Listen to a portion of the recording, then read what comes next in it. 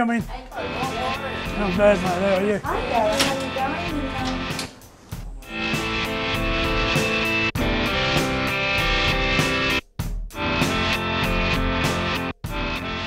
50 Lives, 50 Homes was a campaign to house the most vulnerable people on the streets of Brisbane, and it came from the initiatives in New York and LA, which Roseanne Haggerty from Common Ground New York presented to the partners of Street to Home in Brisbane.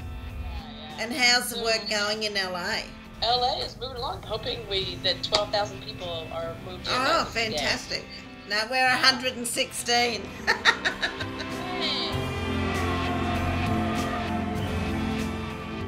What the campaign does is it changes the way communities respond to vulnerable people, and that the essence of that is this beautiful coming together of people who really care about something to do something that actually makes a difference. What has happened in Australia in many ways is surpassing and leapfrogging what's happening in many of the cities here where this idea originated.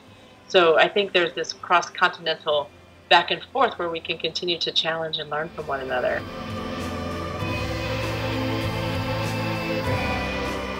MARTA's contribution to the 50 Lives, 50 Homes campaign was to provide funding.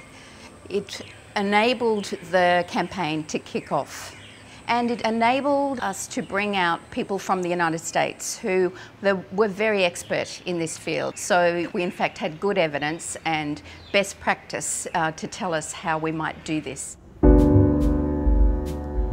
What was really different in 50 Lives, 50 Homes was we applied a real science to housing people.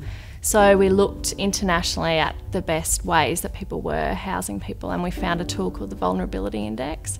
And that used world-class research to find the reasons that people were dying on the streets. And it looked at all the health conditions that homeless people have.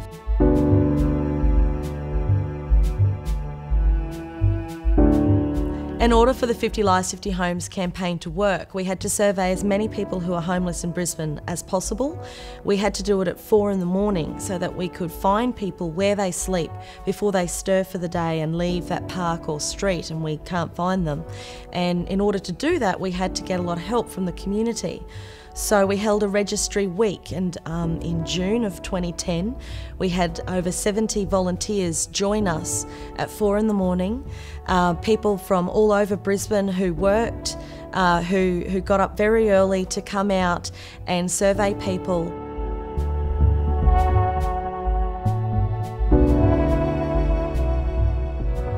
At the end of the survey week, we could tell you not just that we knew John, who was sleeping behind the library and was 65 years old, which we always knew, but now we could tell you that he had schizophrenia, cancer and liver disease and was really vulnerable to dying on the streets.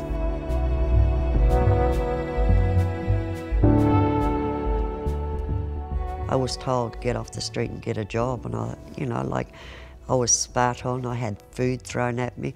There were some really nice people that used to put money under my pillow, but it's not what I wanted. I just wanted a roof over my head. I did end up on the street from my gambling habit because I wasn't paying my rent. I'd get paid my pension and I'd go and put it in the TAB instead of paying my rent.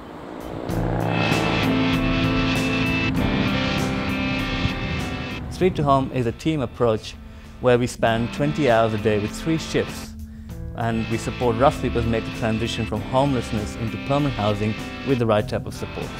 And we do all the outreach on the streets, trying to engage with people sleeping rough. Hello. How are you? The campaign has galvanized our team. It's provided valuable information and insight into how to work with very vulnerable people, how to support them into housing and how to maintain housing. We've got 116. Approximately, we're supporting about 60 of the 116. Yeah. Some of the issues that people have had in their past, they're having to deal with that now that they're housed.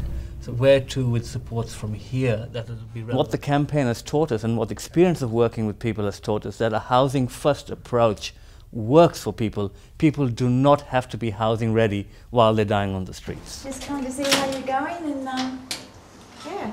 This is my new bedroom in here. Fabulous. Oh, it's a nice size, isn't it? Yeah. You can't find a job when you're fighting for your life. When you're sleeping with one eye open, you can't go looking for work. You can't go looking for work if you can't drag clean clothes out of a closet. You can't do anything while you're fighting to survive. So housing first. I'm just moving everything into my place, setting it all out properly. I've just been homeless like for 20 years, something like that. Like, yeah, from the age of 12 up until now. But up until last year.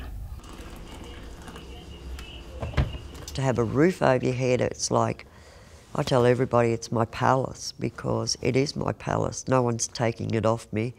She goes, oh, you got a boyfriend yet? I go, no. She goes, It takes a while to get your confidence in yourself back.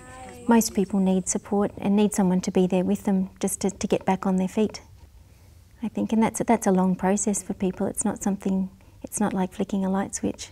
They don't just throw you in somewhere and leave you there. They ring you up, you know, at least once, twice a week, and if you need to talk.